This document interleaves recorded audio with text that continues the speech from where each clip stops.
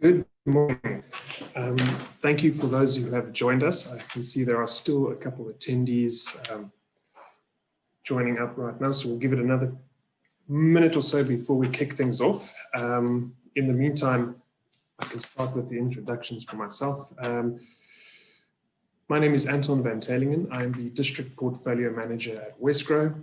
I'm excited to be hosting the Drakenstein Connects webinar in partnership with the Drakenstein community, and it's focused around reigniting the Drakenstein economy through resilience and collaboration.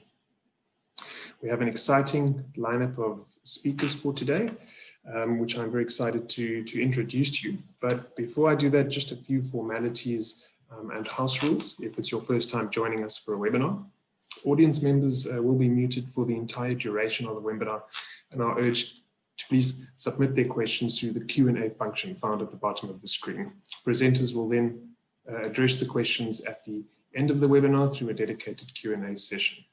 We ask that the audience please not make use of the comment functionality in the webinar, as it becomes difficult to track questions across this function. If your question is not answered at the end of the webinar, the Wesgro team will follow up with answers by emails afterwards. And then lastly, the views and opinions presented by external presenters and specialists during this webinar do not necessarily represent those of Wesgro. Wesgro is the official tourism, trade, investment promotion and film agency for Cape Town and the Western Cape. We act as facilitators of economic and job creation in the region. Great. With that out of the way, I now have the pleasure of introducing Ms. Cheryl Phillips, Senior Manager for Economic Growth and Tourism at the Drakenstein Municipality. And Cheryl will be covering a little bit more into the Drakenstein Connects initiative, the purpose of the webinar, and the objectives thereof. Thank you, Cheryl. Over to you. Thank you very, very much, Anton. And once again, thank you to the speakers as well.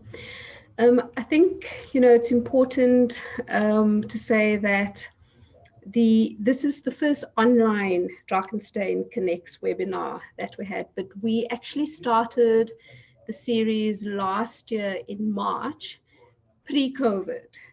And obviously COVID, has taught us many things. And one of the most, I think, important things that it definitely has taught us is how to be innovative and how to make better use of virtual spaces. And so today I'm very proud to say that, as Drakenstein, we always try and innovate. Hence, we've now moved the Drakenstein Connects platform online and virtually, so that we can also just get a broader reach. So the purpose of Drakenstein Connects is really to improve our communication, in terms of broadening our geographical spread and reach. And we also really want to foster a whole of society approach. And I think it's important to note that this is, just the start of our online series, and we are going to be having more series in terms of different seminars dealing with the creative industry, SMME support, building resilient cities. So that's all in the pipeline. So this is the first online series in terms of reigniting the economy. And most importantly as well is really how do we facilitate improved communication amongst the different spheres. And I think this is also a prime of government. This is also a prime example in terms of, ongoing engagement with Wesgro. I mean, we have Boyce Lloyd from KWV, from the private sector, as well as Cutley, also from the private sector. And it's really for us to demonstrate that how do we work better in terms of the different spheres of government, public sector, private sector, and so that we can make sure that whatever we do from a planning point of view in terms of the municipality, it's open, it's transparent. We really want to demonstrate that we're trying our best to enhance openness in terms of decision making, especially when it comes to policy areas. In terms of COVID, going post-COVID, and also focusing on enhanced implementation. And so we are open for business. We want to facilitate the ease of doing business. I think, with innovation through online platforms. This is also a demonstration that we are accessible, we are more accessible. You'll see it in terms of how we're going forward with regards to the innovation around cutting down on red tape, because we feel it's important, specifically now, that we facilitate the ease of doing business with Drakenstein. So with that, I'm saying that we want to foster innovation and make sure that we build sustainable partnerships going forward. And I thank you for your opportunity. Thank you very much, Cheryl. I can concur that I think it's a great initiative, and I look forward to working with you on them going forward. Next up, we will have a welcome message from the Executive Mayor of the Drakenstein Municipality, Alderman Conrad Poole, followed by a short video featuring Drakenstein, a city of excellence.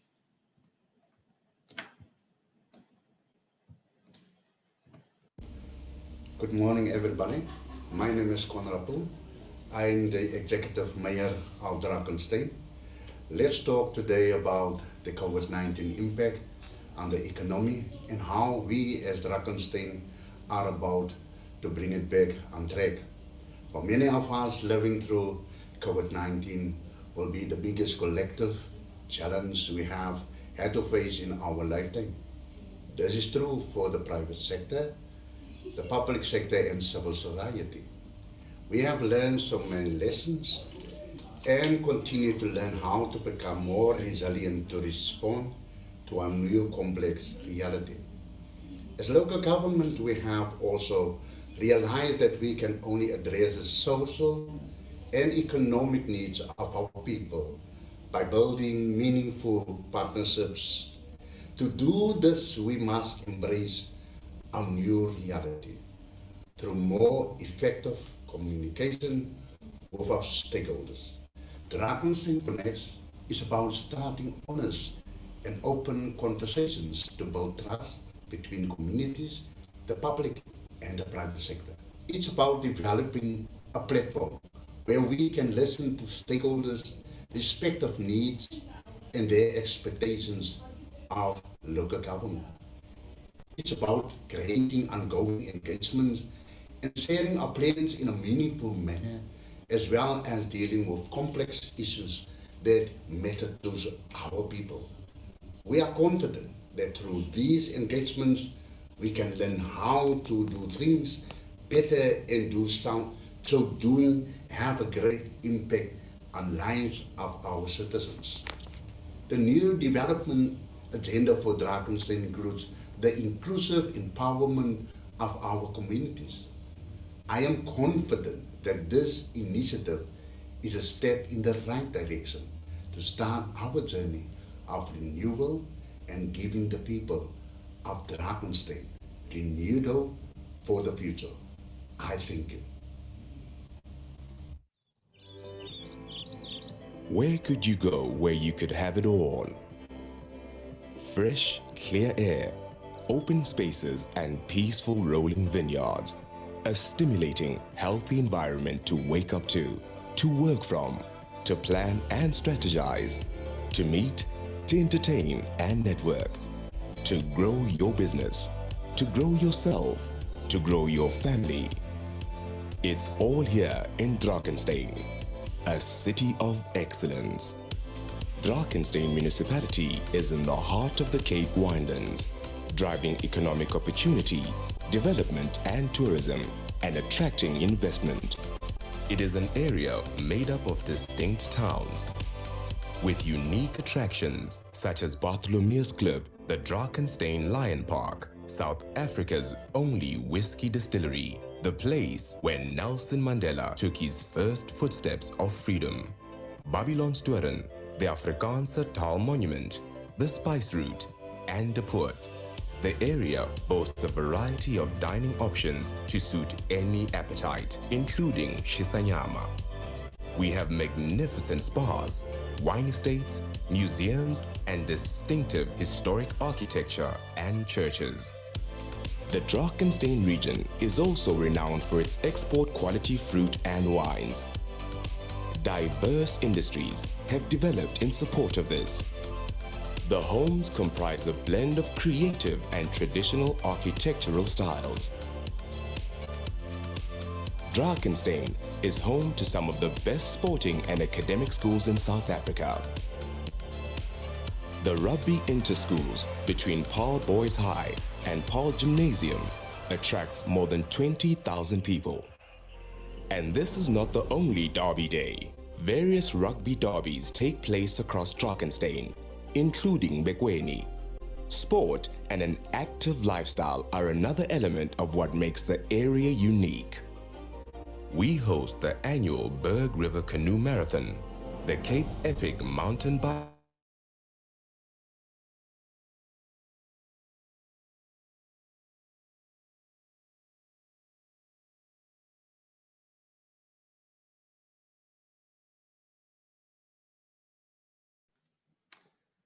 Apologies, it seems the video cut short there. However, we were near the end of it. Thank you very much to Executive Mayor Alderman Conrad for that welcome. Now I have the pleasure of introducing the speakers for today. First, we will hear from Mr. Tim Harris, the Chief Executive Officer of Wesgro, who will be speaking on how municipalities can build investor confidence during COVID-19 and beyond. Then we'll hear from Mr. Boyce Lloyd, Chief Executive Officer of KWV, speaking around private sector's expectations of local government when dealing with the global pandemic and hard economic lockdown. And then finally, Ms. Katlego Ngwane, CEO of Kotika Consulting, who will be speaking on an SMME's experience on surviving a hard economic lockdown and building resilience during COVID-19. Thereafter, we'll have our Q&A session before a final closing remarks by Councillor Johan Miller from the Drakenstein Municipality. So without further ado, I'd like to hand over to Mr. Tim Harris for our first presentation. Thank you very much. Tim, over to you. Thanks a lot, Anton.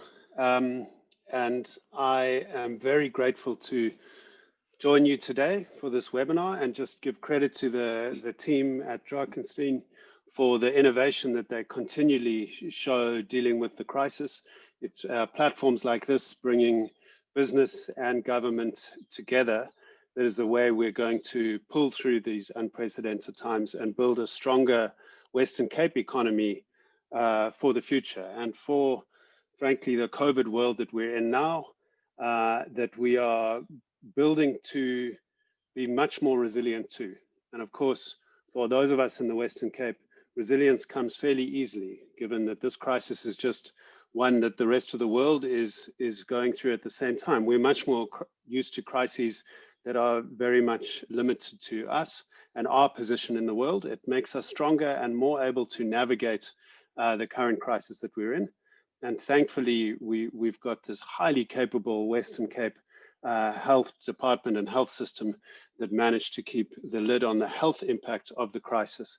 And as you've seen in the recent days, those economies around the world that have been able to manage the health impact are ones that have had their economic impact less strongly felt than those countries which have not managed the health impact. So we're off to a good start 8 or 9 months into the crisis. But the question is, how do we now start to rebuild investor confidence for Cape Town, for the Cape Winelands, for Drakenstein, and for the Western Cape as a whole? And this is an important question for us at Wesgro.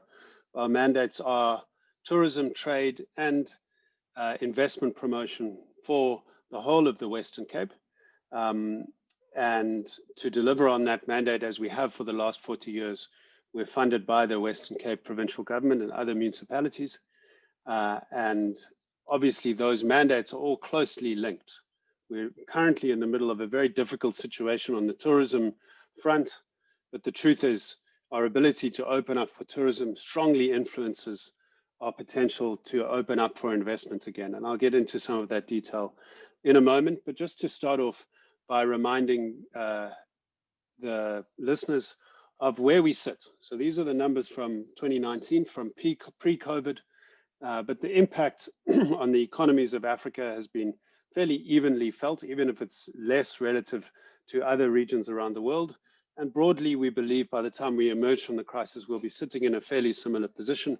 It's pretty much the 12th largest economy in Africa, with Cape Town alone being the 17th largest in Africa. And we show this slide to demonstrate the size and scale of the Western Cape economy. This is the amount of heft that we operate with as a continental player here in Africa. This is why, if you look at the makeup of the Cape economy, even though we're associated with, as you saw in the video, we're associated with strong lifestyle offer, we're associated with high quality of life and natural beauty, great quality wine and food produce. Actually, agriculture as a proportion of our output is relatively small in the province. But you'll see in a moment just the huge contribution that agriculture makes to our export earnings as an export engine for the Western Cape.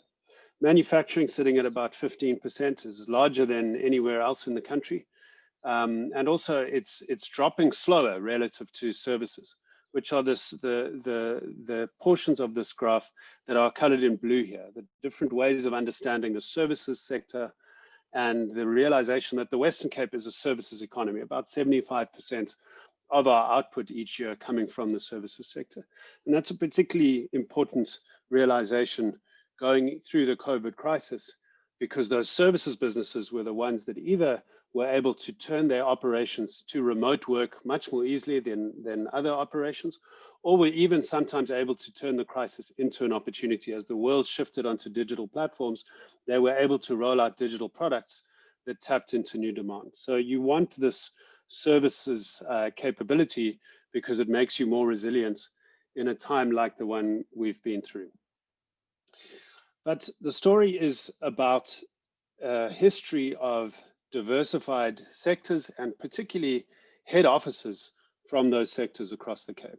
So just to remind you of the story we tell investors from around the world and from upcountry, if you were interested in African retail, agriculture, or asset management anytime in the past, say 100, 150 years, you were probably dealing with Western Cape companies that are headquartered here, like our retail champions, the largest on the continent of agricultural players, and we could definitely, Mr. Lloyd, put KWV in here, or asset managers, some of which come from the Winelands region, that have provided the traditional corporate heft for the Western Cape economy. But of course, as well as having historical champions, we also have future-focused champions, sectors that didn't exist a few decades ago: renewable energy, technology, business process outsourcing or call centers. These companies, the largest in their sectors, are headquartering in the Western Cape and position us for future growth. This is where the economy of the future is being built. But of course, we also have a huge requirement to create jobs right across the Western Cape, and that's where these sectors like oil and gas, agri-processing, and tourism come into play. They operate Western Cape wide. They create tens of thousands, if not hundreds of thousands of jobs.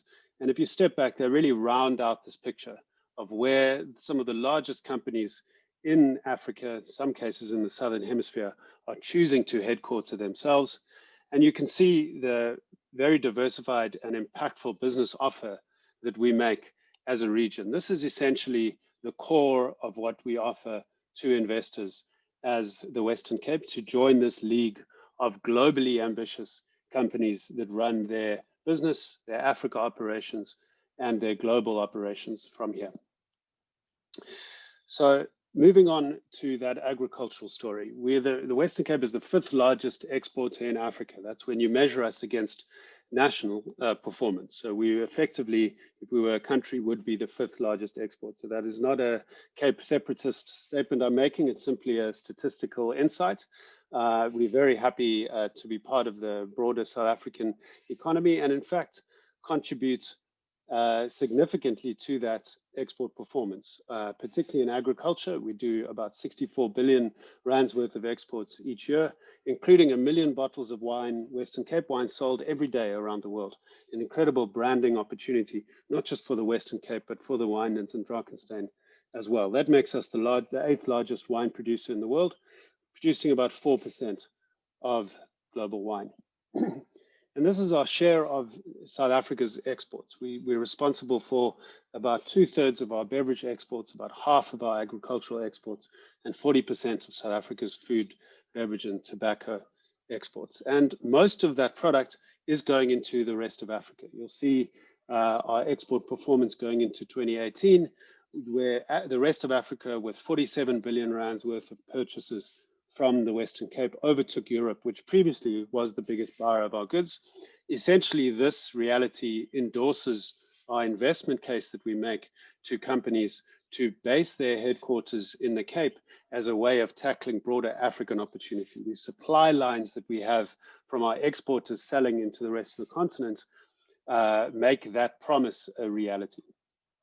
But of course, we've taken this economic performance that I've updated you on now into the crisis and experienced some serious impacts across some sectors. On the left, you can see sectors like tourism, obviously coming to a hard stop several months ago, and it's a very difficult job to get tourism opened up again. Last night, you saw the one major market that was able to visit the Western Cape as leisure tourists, Germany. You saw that country being added to the high risk list. And now effectively our 5 largest source markets as the Western Cape are not allowed to visit us as leisure tourists. It's an extremely complex situation.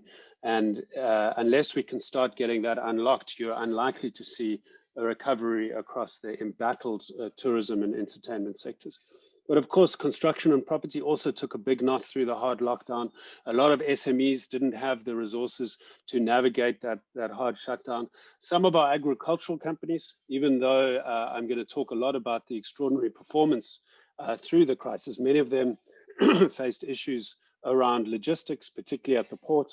And there were some very hard times in the hard lockdown for some of our exporters.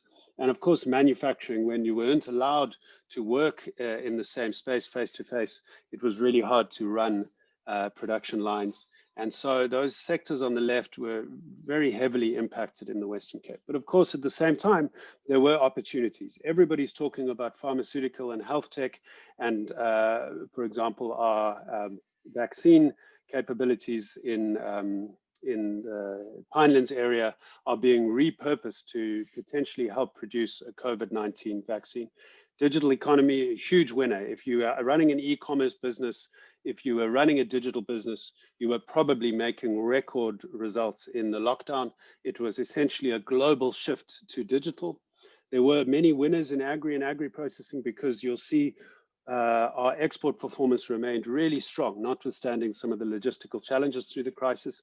Business process outsourcing had a record quarter. That means companies moving call center seats or creating new call center seats to service their digital business, and doing that from the Western Cape. A strong performance by marine manufacturing and some niche manufacturing sectors. So again, a mixed bag. How do we reduce the negative impact on the worst affected sectors and nurture growth around those sectors that had a relatively good crisis so far? That's the seminal question in the Western Cape Recovery Plan, a sectoral approach led by the province with the support of the City of Cape Town and the other municipalities to drive a strong economic recovery from COVID. And particularly in the winelands, you can see the importance of the Drakenstein contribution to winelands GDP leading up to the crisis, and emphasizing just how important it's going to be to get the Drakenstein economy going again and firing on all cylinders to help lift the winelands performance. This is part of that performance, which is the export engine that the companies in your municipality represent, doing about 28 billion rands worth of exports each year. You can see on the left the largest products: wine, citrus, grapes, very much an agricultural biased export basket. And what we did is we took oil and oil products out of the import product set. So these are just the import products that aren't oil and gas related. And you can see again, you're importing a lot of agri products, but some capital equipment to power the agri processing capabilities of your companies. That, just to point out, the total imports includes all of the petroleum imports, which does skew the picture. If you remove petroleum from that total column, you'll see a major export surplus from the municipalities' companies. On the tourism front, this is why Germany's status last night is such a big problem for the Cape Winelands. 30% of your visitors coming from Germany. This time yesterday, they were allowed to come as leisure tourists, but today they're not allowed. The country's on the high risk group, and the only way your German tourists can come is if they come as business travelers and apply for special permission, or there's also a dispensation for swallows to come. So if they're coming for 3 months or longer, they will be allowed in, subject to a special approval from governments. Same applies to the UK, Netherlands, France, and Belgium. So all of your major markets are affected by the block on international travel.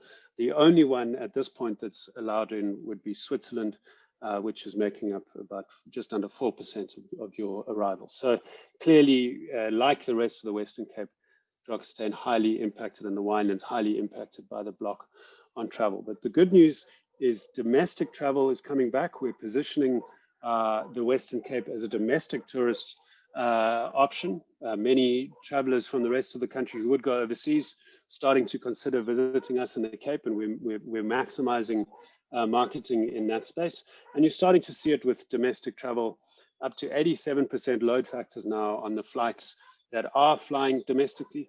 But it's important to note that ATMs, which is air traffic movements, only at 27% of where they were this time last year. So clearly a very slimmed down domestic operations running, even though the load factors are now up to 87%. On the international front, despite the travel restrictions, British Airways is back, KLM, Ethiopian, Qatar, Emirates, Turkish, Lufthansa, Kenya Airways, Airlink, and our new airline from Namibia, Westair, all connecting again back to Cape Town International and providing much needed service for your investors, business visitors, and those leisure visitors like the swallows that are able to get through. This connectivity is something that's very important for us at a project we call Cape Town Air Access, which has, up until the crisis, doubled the number of non-stop connections to Cape Town International, and the team's working hard to get those flights back. That connectivity is part of the reason why companies like the ones on the slide have chosen the Cape Winelands for their investment in the past decade. We've seen, in terms of the deals that Wesgro has facilitated alongside the municipalities in the Winelands, of almost 5 billion rand of investments and almost 700 jobs created by these companies. And the work that we're doing to rebuild the investment case translates into investment deals that we can land, Cheryl, together with you and your team in the coming years. Also on the export side, huge performance by many of these companies that have come with us on export missions, going into market to help sign export deals, about 12 billion rands worth of them since 2016. And importantly, many of our export promotion operations are successfully transitioning to a digital model, with Zoom missions replacing getting the sales managers all onto a plane together into market. We've got a dedicated district unit that Anton, who's our MC today, is part of, and dealing with an exciting pipeline of investment products across the Cape Winelands, including 3 in agri, tourism, and manufacturing in Paarl and around the Drakenstein Municipality, and working with companies across the Winelands on export advancement. This is where we take companies that are interested in exporting and have a great local product and open up international export markets for them. The team's been doing a roadshow, signing up companies, and have recently completed the work with companies like Ratersflay, Yeah Baby, Kirk, Wendy Dealership, all Drakenstein companies who joined that program and will now start taking their products globally. So the other thing the team is doing there, you can see Anton standing on the left, and Taufik, his partner in the district unit. They're dedicated to working in the municipalities outside of Cape Town, across the Western Cape, and they're working with Cheryl and the economic team in the municipality to help build capabilities around investment promotion, export promotion, aftercare, and dedicated and specific action plans for the COVID economy. So these gentlemen are your link into Wesgro and into the rest of the services that the agency offers to help drive your recovery. I just want to talk quickly about why we believe in a regional economy like the one surrounding Paarl is well placed to take advantage of opportunities in the future, of the future economy as we build it. We understand our traditional economy has been based on agriculture, on industry, and on services. But when you have capabilities and companies operating in each of these sectors, you're able to start creating new companies in sectors of the future. For example, if you take agricultural and industry capabilities and they intersect, you start getting agri-processing, value add for our agricultural products. Equally, service mentalities applied in agriculture, you start getting what we're seeing in agri-tech. And fourth industrial revolution, companies tend to come from service methodologies being applied to traditional industry. So let me show you why we believe this story is an important one for your municipality. Big agricultural historical investment in the Cape. We could talk about any number of operations. We've chosen to pick out Fairview here in the Paarl region, doing 50,000 12 bottle cases each year and exporting all around the world. Definitely an export champion, an agricultural champion. We could look in the industrial space, a company like Fabrinox with their manufacturing capabilities in the municipality, part of a broader industrial ecosystem across the province. In services, we've got Katlecha on the call with us today. Katika Consulting is just one of many service companies operating in and around Paarl and part of a very strong service ecosystem in the Cape. But things start to get exciting when you see those capabilities from those sectors merging and companies like Purus emerge. So Purus doing essential oils and natural aroma chemicals from Fynbos. That's a classic agri-processing play that emerges at the intersection of agriculture and industry. Or Logichem, chemical engineers doing process optimization in Paarl and selling those services around the world. That's what happens when industry and services collide. Or Agritech, Aerobotics, a Cape Town company that does a huge amount of work in Paarl and the Valley, doing extraordinary work, doing crop mapping, and recently raised $100 million investment from NASPAS during the lockdown. So you can start to see how the diversified capabilities of the companies in the municipality create opportunities for new entrants to emerge that position us for future growth. And this is right at the heart of the investment case for Paarl and the surrounding regions, and why we're optimistic about a strong recovery from COVID crisis. To move that along, we're extending our marketing work around investment promotion. This is our previous campaign. We ran a place of more from 2018 and 19, where we were reminding investors about the broad set of opportunities available in the Cape. We got 2.8 million views of all of the content right through to the end, with 16 million unique users reached around the world.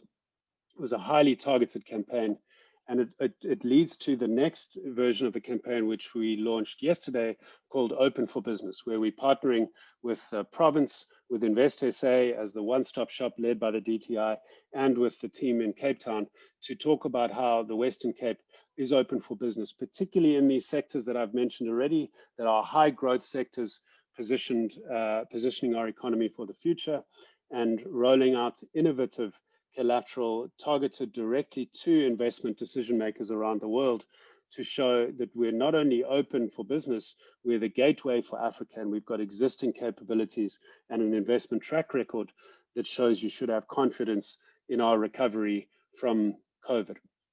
We're talking about, we're alive rather to the impact on FDI globally because of COVID. We understand the market is going to be increasingly competitive, but there are things that we offer in terms of remote work. And if people are saying, why work from home when you can work from the Cape Winelands? How do we position the Cape Winelands as a destination for remote work for digital nomads? How do we take the export success through lockdown and use it to diversify our export basket in the future as more and more countries demand our agricultural products? How do we look closer to home, to Johannesburg and KZN companies, to help make the case for their expansion into the Cape Winelands and into the broader Western Cape? crucially, now that you've heard this week, municipalities can start procuring their own power, which means we can leverage our capabilities in running good local governments and provide a much more stable energy base. I think that's going to be something that more and more investors are going to be looking to the municipality for, Councillor and Cheryl. So all of these elements are coming through strongly in our investor campaign. I'm not going to be able to demo the video, but I will ask the team to send the link out to everybody on the webinar. And you should know that you are well supported by this team sitting in the Wesgro office. There's 100 of us now working very hard through the lockdown to help make the investment case, not just for Cape Town and the Western Cape as a whole, but particularly telling some of those stories that I've covered so far around the existing capabilities of the Cape Winelands and Paarl and Drakenstein Municipality in particular. It's an essential pillar of restoring investor confidence in the whole of the Western Cape. Thank you very much, Anton. Thank you very much, Tim, for that detailed presentation. Yes, and we will be sure to send the video link on to all participants after this webinar. Fantastic. Next, we will hear from Mr. Boyce Lloyd, Chief Executive Officer of KWV, who will be speaking around private sector's expectation of local government when dealing with the global pandemic and experiencing a hard lockdown. Thank you very much, Mr. Lloyd. Over to you.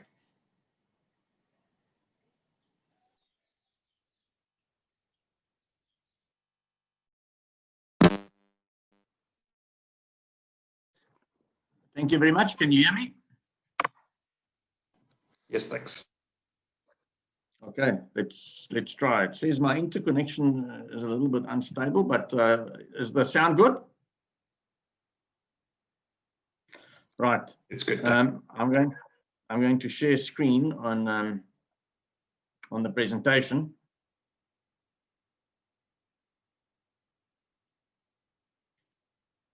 Right, and I'm just going to start my clock here. Right, thank you very much for the invitation, and it's a wonderful conversation to have. You know, these are conversations that we don't often have. My personal background is I started off teaching instead of military service for 9 months, and then I was in the Office of the Budget, and this was essentially the Treasury back in 1991. So very good insight into government finances and the processes and all the complications that goes with that. And subsequent to that, I've spent the last 25 years in business, mostly managing businesses, and often businesses in distress, businesses that are experiencing stress. So a little bit of a Mr. Fix-It reputation that goes with me. So I really appreciate the time that we've got to have a chat. You will see from my content, I have taken some liberties, and I just want to share with you the issues that we face from a business perspective. Yeah, in my first slide here, globalization is I call it exposes the naked truth. There's no place to hide. And similarly for Drakenstein, we just spoke at the end. Tim, he mentioned that Drakenstein ultimately competes, and it actually ties in nicely where I end.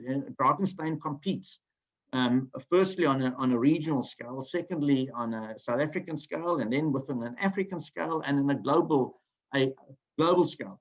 But globalization is a very tough taskmaster. A country's economy is nothing else than a business. I often tell people, think of a country's economy as a large supermarket. If it's expensive, people buy elsewhere. If wine or products from the Western Cape is too expensive, there are 100 other countries where they can get that from. If the quality is poor, if the service is poor, they will buy it elsewhere. If our product is dated, if it's antiquated and it's not kept current, people will buy elsewhere. If you run a supermarket and your electricity is off and there's a supermarket next to it, people will buy from the other supermarket.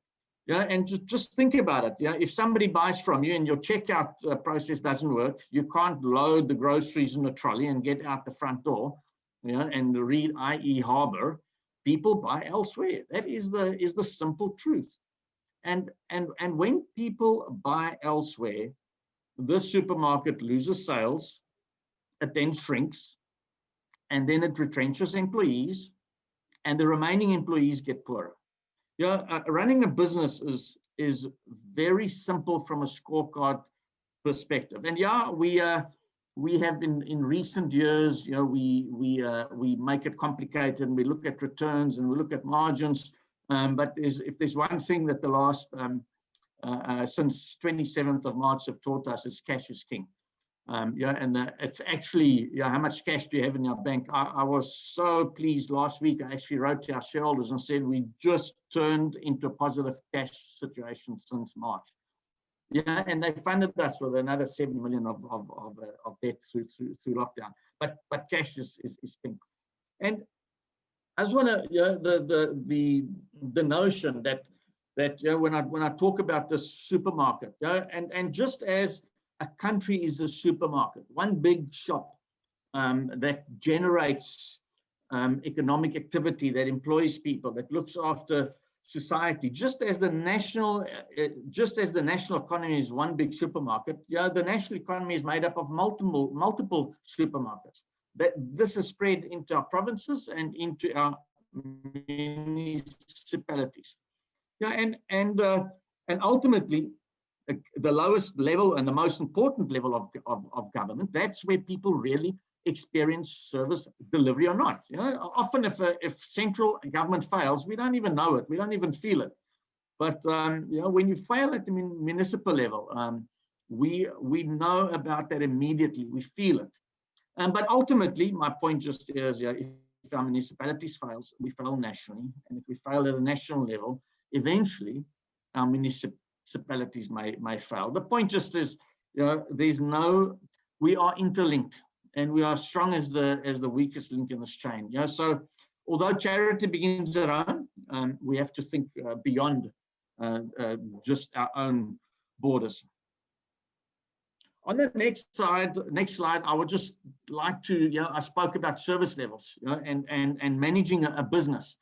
So we came through the drought, and there was a water supply issue. We had to do our own water. It cost us a 3 million rand project to get that done. And Drakenstein, thank you very much for everything you've done. But at some good morning, somebody decided to mix the groundwater coming up from wells and drills into the dam water supply, and didn't tell us about it. So when some of our products went belly up and pear-shaped a week later, we suddenly found out that the water profile has changed quite substantially. On the electricity side, we've just had a very expensive lesson. You will recall in January, we went into stage 6, actually stage 7, if you look at it.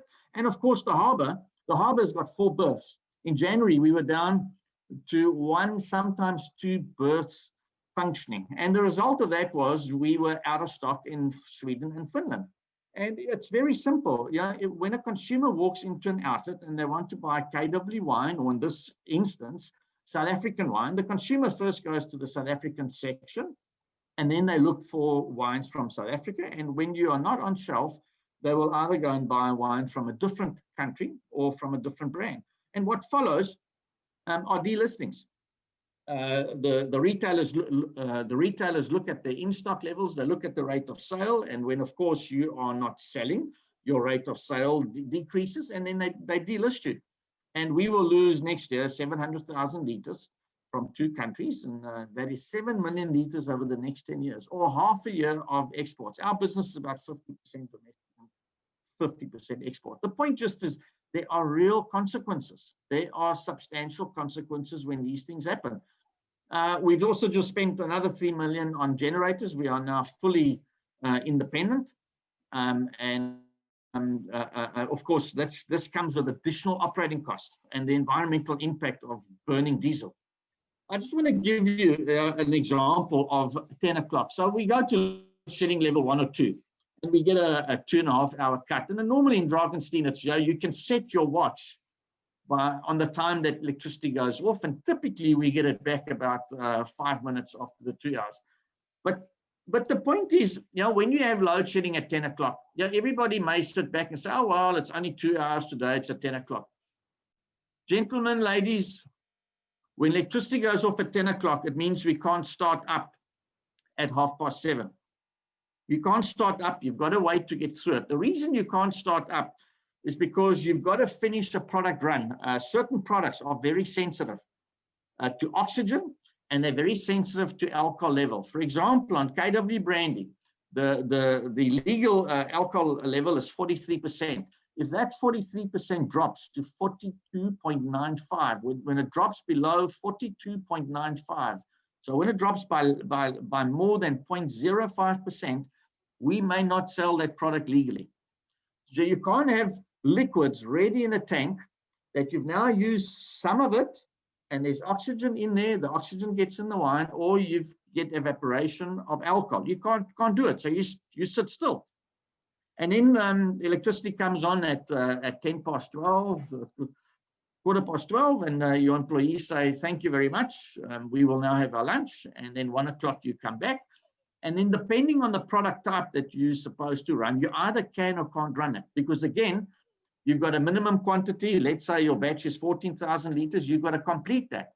If that's going to take you into 8 o'clock at night or 7 o'clock at night, you can't finish it, so you can't start it. And the reason you can't finish it is typically because the public transport is not available for employees after 7 o'clock, or there is some public transport available, but it's more unsafe. The point just is a level 1 or 2 load shedding, it's only 2 hours, often means the whole day of production is lost, the whole day, gone.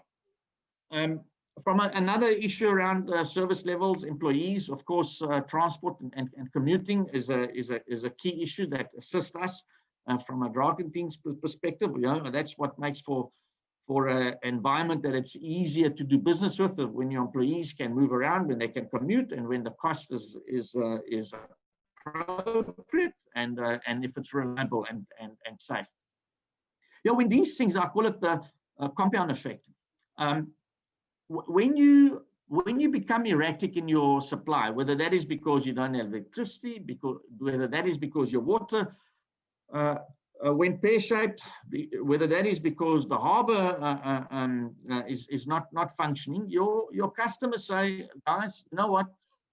There is a contract packer in the UK, just send your wine bulk, they'll keep it for you and they will pack it there. Or we will find somebody in country and they will pack that for you. And then what happens is, and it's because of reliability, it's because of cost, and often it's also, not often, but it's becoming more of an issue, the capability piece, the technology that we are using, where we are being left behind because shareholders do not want to invest additional in additional equipment beyond the existing risk.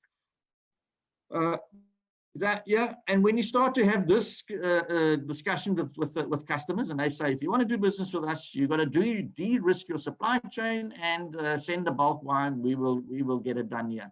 This has got another compound effect on you, where you now don't have the level of activity in South Africa and in Drakenstein, and of course that's decreased economic activity and employment that one needs. I think, and this is a little bit dramatic, but I think for South Africa, the music is stopped. I think it's quite clear to everybody that government finances are under incredible pressure. And government finances are incredible. Consumer finances are under incredible pressure.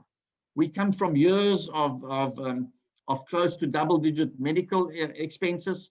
Eskom is going to put another increase through, and this year close to 10, another probably 15% in the next 2 years. But electricity is today, and it's not to say that it's not a fair price relative to a global scale.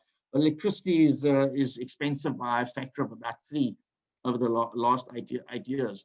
All of this comes from our consumers, and with this comes I call it an accelerating inability to pay.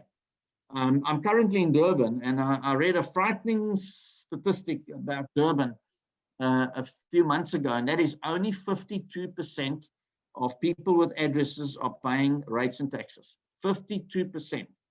And this is what happens.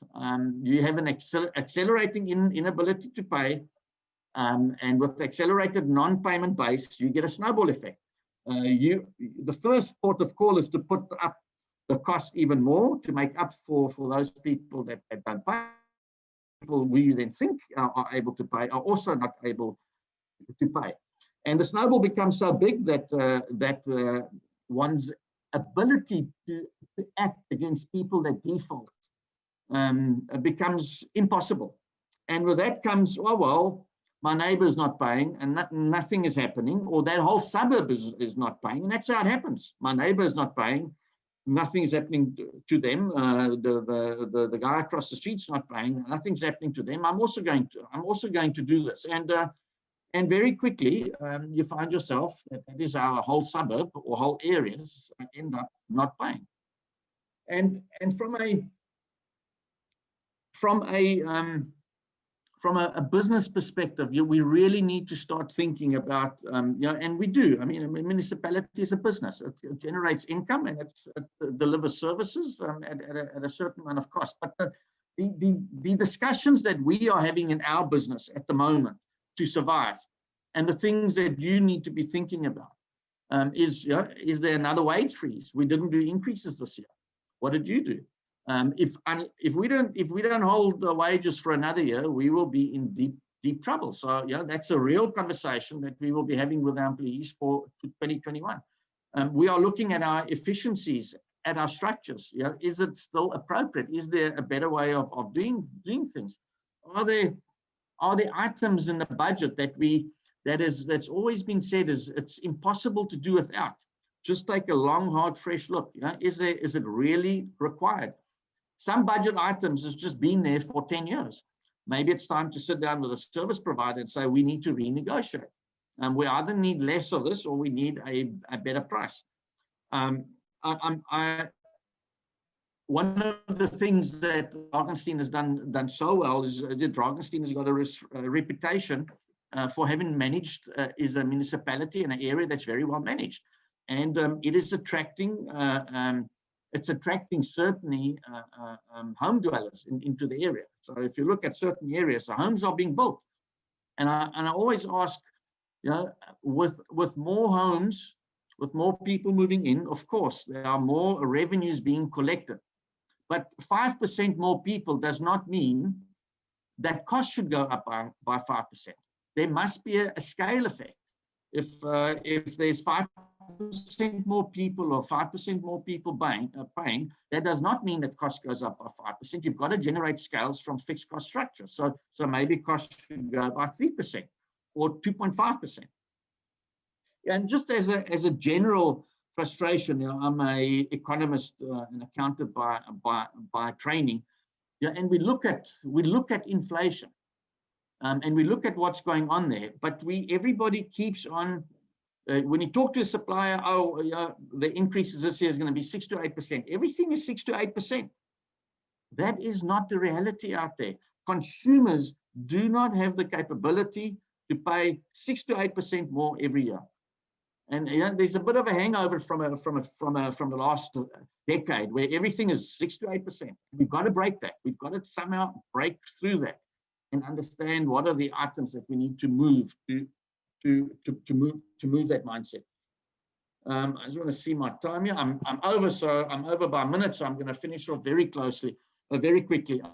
For me, as a resident, as a business resident in Drakenstein, what's fantastic, what's working is communication, really fantastic. The general service levels are really fantastic.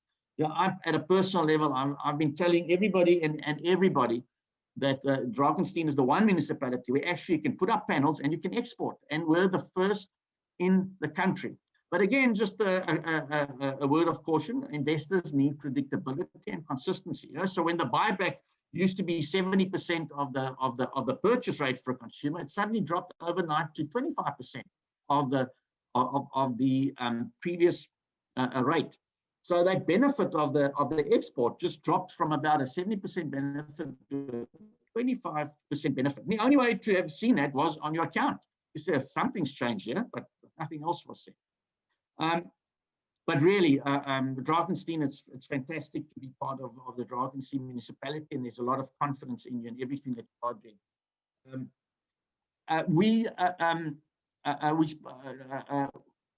It was said at the last presentation, yeah, what can Drakenstein do to compete? Ultimately, Drakenstein competes.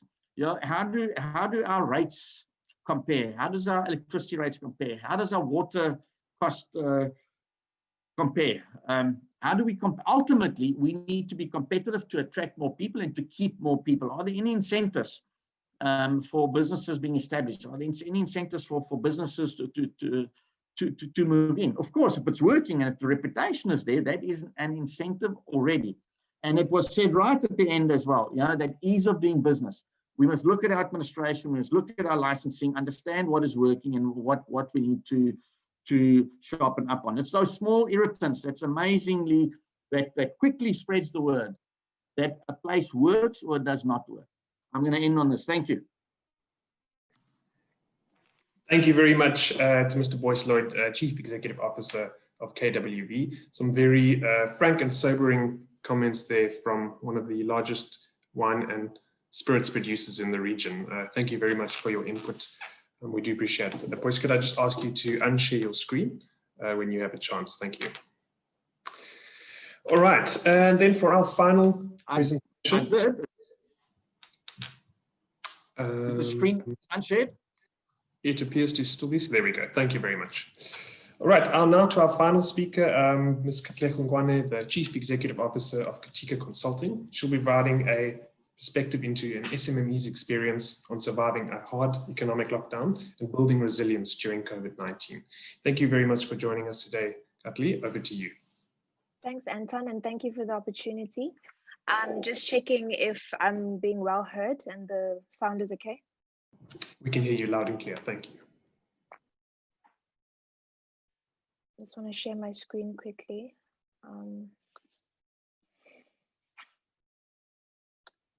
So my business's name is Katika, as has been said, and we are lawyers that specialize in agriculture. This business has only been around for 2 years, and I've lived in Paarl for 2 years, so I'm a resident now and consider myself part of the furniture. We, like I say, our value proposition is that we are lawyers that are not generalists, but specialists in the law. And I've just put down a few of our clients on the screen there. So you can clearly see that a lot of our clients are wine farmers, and we help them with everything from water rights, audits, sector-related opinions, contracts, company policies, global gap and compliance in getting their produce out of the country, information sessions, evictions, relocations, and ADR strategy and implementation, identifying litigious matters where ADR is unsuccessful, and transformation strategies in terms of their BE levels. So what happened for us during COVID is that obviously we had about 4 or 5 months of no working at all because of the hard lockdown. So we were not operating from home. We couldn't do much because obviously the wine industry was heavily impacted by what happened. So obviously that also equaled no income. The only thing that saved us in terms of the no income is that as a small business, obviously we've been very conservative with our income and we have very low overhead. So we were able to have some savings, you know, that put us through those 4 months, but it doesn't matter, I suppose, because you still can't make it up, the money that you have lost, and, you know, the savings are gone therefore. Some of the other issues that we found at the time is that clients, obviously your smaller farmers, started struggling with payment of work already done, or just, you know, not choosing us as the first preference of who they'd like to pay. And obviously, even with the level 3 being announced and us being able to come back to work, that had a major impact on what is going on in the business in terms of cash flow and our ability to pay our responsibilities. We also found that clients started postponing mandates. What we do is potentially something that is not of urgency to somebody that is in the wine industry, because for them it was immediately trying to get their produce out and obviously producing their wines and their industry in their specific industry. So we found ourselves trying to balance survival and empathy. And what I mean by that is that, we could have gone aggressive in terms of money that was owed to us and, call clients and send letters and all sorts. But at the same time, we did have an understanding that everybody's been affected. Nobody was prepared for what was going to happen. And nobody saw COVID happening. I don't think anybody imagined that a whole country could shut down economically and nobody was able to do anything. So we were balancing the two things of how do we survive while also having empathy to our clients and the fact that everybody's struggling at that point. This does not mean that things have become necessarily easier for us. Now that we're on level 1, it's slowly picking up, but there's been 2020 for us has had a very big impact on the success of our business, even though we are still standing. The opportunities and wins of that 4 or 5 months, obviously, it clearly showed us that we are too concentrated in the one market, which is obviously the wine industry, and we need to diversify our market.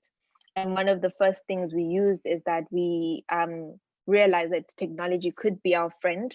We've always had a fear because of the nature of what we do and the confidentiality of some of the things that we do. It's very hard to advertise exactly what we do and speak out loud exactly what we've done for certain clients. So it's really hard to put that on a website or to use Instagrams and Twitters like other businesses do.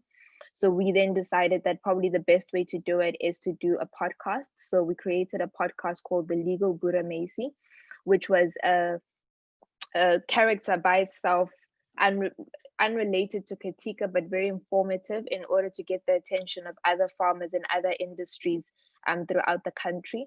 We have had success in that. It has attracted clients for us in KwaZulu-Natal, in the Free State, and a little bit in Limpopo. And then one of the other things we started looking at is doing due diligence on key services that cannot be avoided by the agricultural sector. And what we did there is to say, okay, generally, in terms of our services, people can postpone things like water rights. They can postpone doing things like employment contracts or attempt to do it themselves. So what are the things in our business that they cannot do by themselves and they cannot postpone? They have to do immediately, regardless of whether they're doing well in their businesses or not, or how badly COVID impacted them. And we found that for us, that was a success to focus on that and to start pushing that agenda versus the generalized services that the company gives. So that is our story. We are still standing.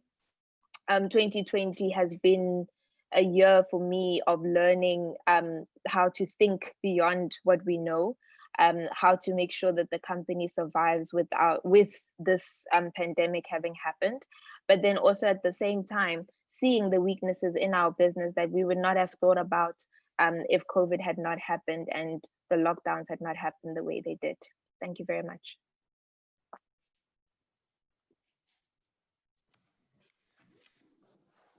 Thank you very much to Ms. Katlego Ngwane from Katika Consulting for that insight into how SMMEs have been impacted by the lockdown. And I'm very glad to see that you were able to diversify and still hanging around. And we look forward to working with you in the future. All right, that brings our speakers for today to the end. We're now going to open up for a Q&A.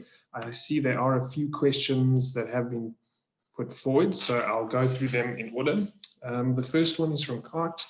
The question is, how can Northern Hemisphere key markets help in boosting SMMEs? And in brackets, information needed, networks need. Tim, I'm not too sure if you want to put your hand up for this one, or Cheryl. Let me kick off and I'll hand over to Cheryl. It's a great question. There are a couple of different models.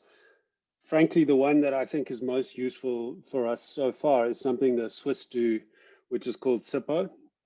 It's the Swiss Import Promotion Program. And what they recognize is that Swiss consumers are a major potential buyer of Western Cape products. So they actually help us with import promotion into Switzerland. And obviously from our perspective, that means our exports going in to Swiss buyers.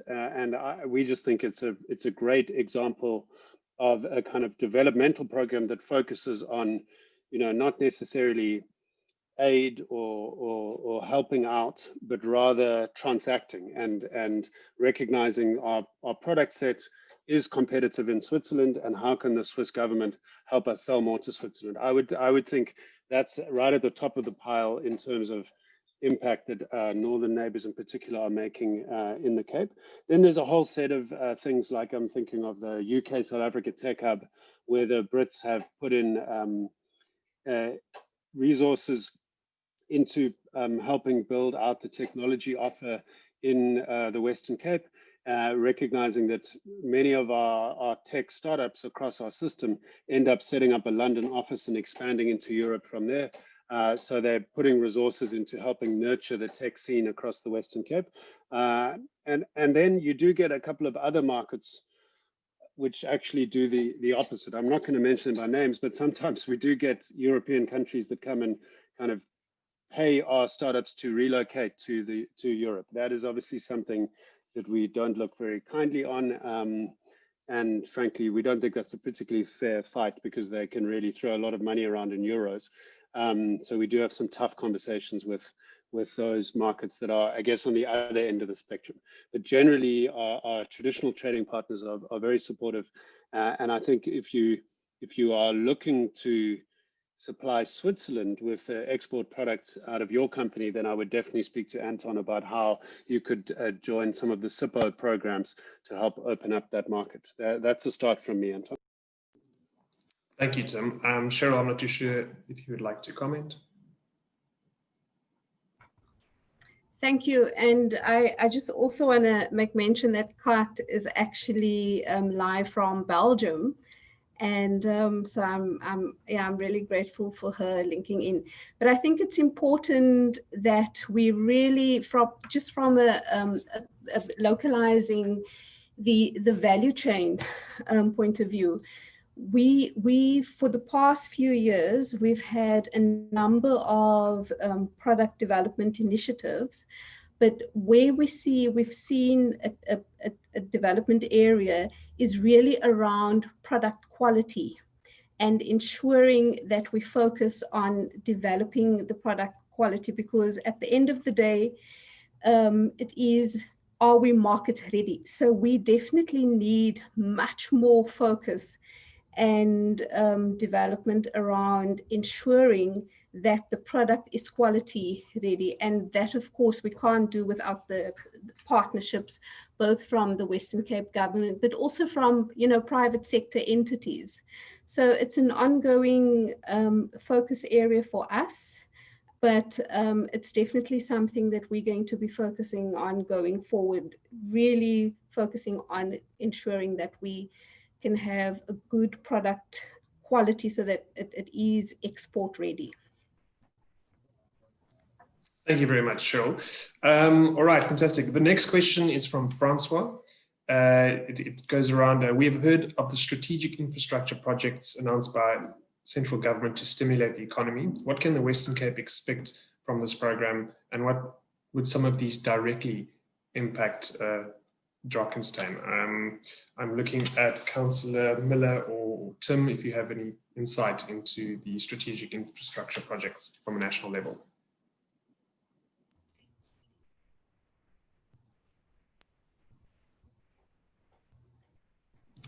Mike, please, Councillor. Thank you. It's difficult for me to respond on that, as I haven't got any info at the moment, how that will be bottomed down from the strategic inputs from national. In the economic way, I haven't got that info as yet. Maybe Cheryl might have. I doubt, okay. However. No. Okay, so yes, and thank you, Prof, for asking that question. I am here with Lauren, our Executive Director for Planning and Development as well. We are practicing.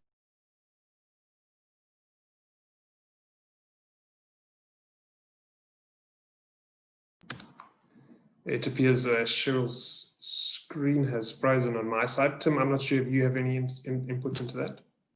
Yeah, I think Cheryl probably knocked her Ethernet cable out, but I'm very interested to hear what the municipality has to say. From my perspective, Prof, I think the Western Cape doesn't feature strongly enough on any of the new infrastructure priority projects, and there's a job to do pretty much from the top of the Western Cape government to lobby around that. I've seen various versions of the list, and we're really just nowhere considering our contribution to the national recovery efforts. We need a lot more work to get Western Cape projects onto there, but we also need to start, I think, taking much more seriously the prospect of public-private partnerships, and this is somewhere where the municipality can lead, and hopefully this is what Cheryl and Lauren were about to say. I see they're joining now, but I do think it's an area where the Western Cape itself has not built enough successful example projects. You know, the kind of flagship Triple P nationally has been something like the Gautrain, just this huge transformative private sector funded program in Gauteng, funded through a large degree by debt raised by the province up there. You know, our kind of contributions on the Triple Ps, if I recall, are, I think they classify the Chapman's Peak toll road as a Triple P, and there's one or two others in the agri space, but really we just haven't, we haven't landed big strategic projects as public-private partnerships yet. And I think that's an area where we essentially don't need to wait for anyone at national level to put us on a list with kind of innovative and far-thinking project conceptualization at the municipal level. And believe me, Drakenstein has the capabilities to package these projects. Then you could perhaps, you see the municipality acting as an example to the province of how to get from behind the curve on Triple Ps to ahead of the curve. And certainly you would have the support of Wesgro if you follow that path. But I'm sure Cheryl and Lauren have something to add from the municipality perspective too. Thanks, Tim. I think you hinted, you touched on a couple of things that came to mind. I think from the municipality's perspective, in terms of Triple Ps and strategic infrastructure projects, we certainly have a very clear idea of what is needed. And it is really now around going out and seeking funding, state funding, or whatever source it may be, in order to start looking at the options available. Triple Ps are really difficult to set up. I think that's why so few municipalities do it. They're also quite misunderstood, and they're very complex, legally as well as financially. But that's not to say they shouldn't be done when appropriate, when required. And I think certainly from Drakenstein's side, one of the critical aspects that we can offer in terms of a Triple P is around, we have a number of strategic land parcels, which are, on great, we have great access, but these parcels in particular, well located, well sited, extensive in size. A lot of them are development ready, and if they're not, then we take steps internally to ensure that the authorizations are in place so that they are sod turning ready for a developer. Thanks, Anton. Thank you very much, Lauren and Cheryl. And while I have you, I'm going to put you on the spot for the last few questions as well. Mara would like to know about plans to create jobs specifically for the youth. And I think that ties in with Francois' last question on about some city level interventions. But you did touch on that now, but I suppose the Drakenstein Connects initiative could be seen as one of those interventions, but if you'd like to elaborate on plans. Yeah, okay. Okay, all right. Thank you for that. So we, like I said, we are focusing on partnerships and collaboration. So one of the things that we have identified in terms of, just COVID interventions, we really need to look at what are the skills required and how best we can facilitate, the growth path in terms of skills development, because it's no use saying that we want to promote agri-tech and then we're sitting with a challenge where we have semi-skilled and unskilled labor. So we are going to be partnering with the Department of Economic Development and Tourism, where we're actually going to look at work skills and a placement program, but also coupled to that, we also going to be focusing on SMME development and entrepreneurship development. And we've actually started engagement with the Small Enterprise Development Agency, where we've started having sessions on training programs on how to do, how to run a small business, what are the skills required. I mean, for example, the informal sector, we have quite a huge informal sector activity in our area, but you find that some of the traders and the entrepreneurs within that sector just lack certain skills. So our focus is around a long-term skills development program so that we can ensure that if investors come in, we are ready so that, we have the required labor available, and of course the entrepreneurship focus areas that we also have. Thank you very much, Cheryl. All right, that looks like all the questions for today. For those of you interested in Tim's presentation, I see he has put it in the chat for download. And then that brings us to the end of the question and answer session, and we will be moving to closing remarks, which will be done by Councillor Johan Miller. Thank you very much, Councillor. Over to you for closing remarks. Thank you, Anton. I appreciate having the opportunity to say something in closing the session or the webinar.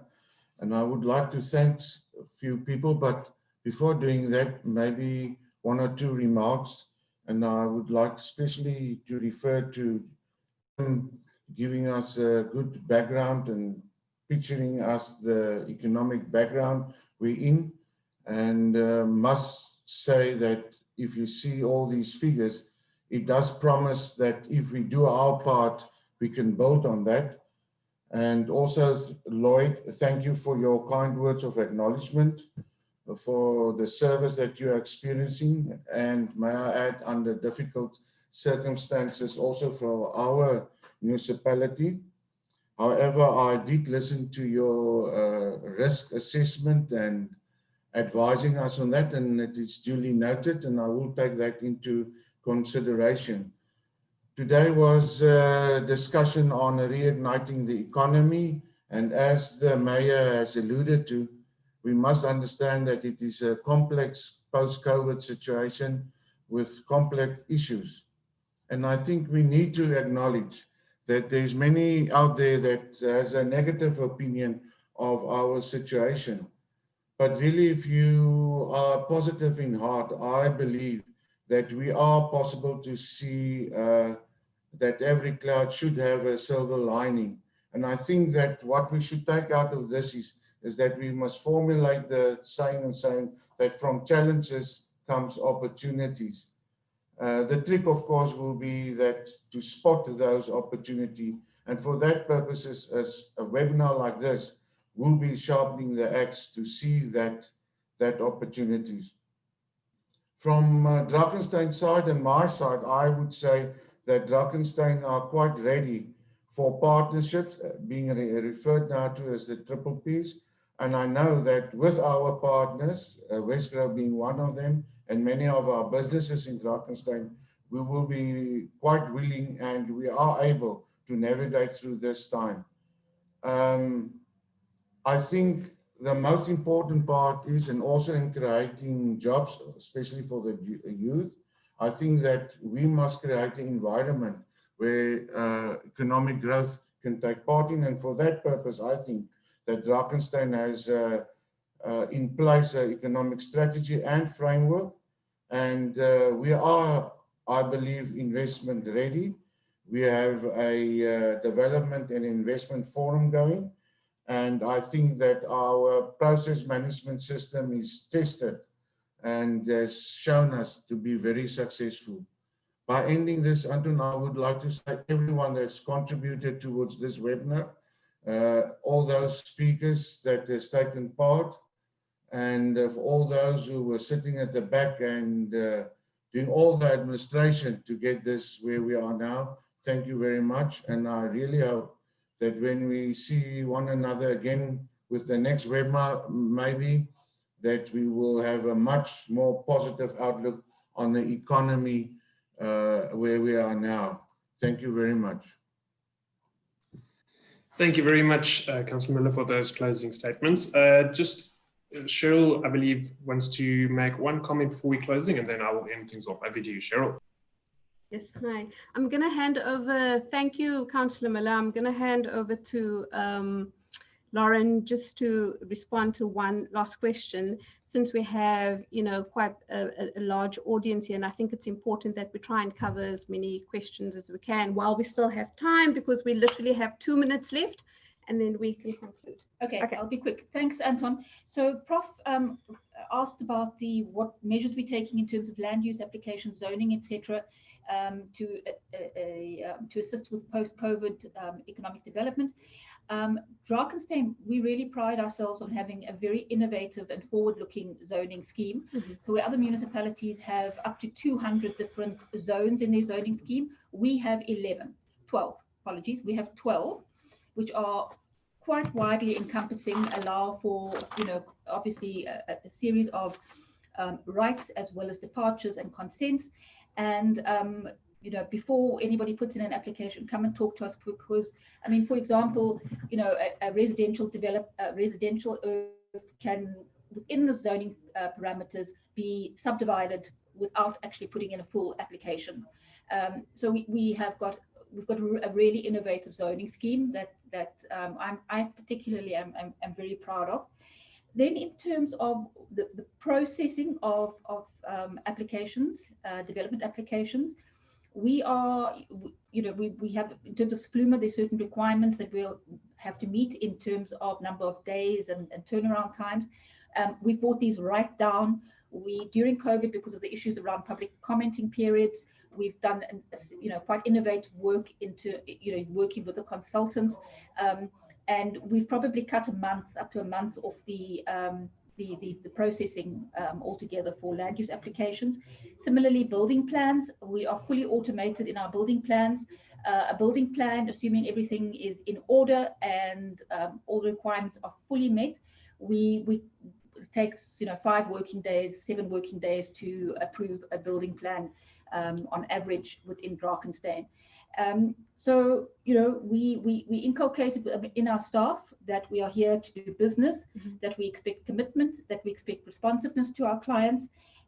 It's not just a matter of complying with what is required in terms of applications and business processes, but it's about continually improving on them and making sure that we listen to our clients and try and make their experience of Drakenstein as pleasurable as possible. Thank you, Anton. Yeah, thanks, Anton. And obviously, we have established a dedicated email address, which we will share, you know, when we send out our communique, in terms of just thanking the audience and panelists. And so it's Drakenstein Connects at drakenstein.gov.za. And I really want to just thank you for your participation, but over to you, Anton.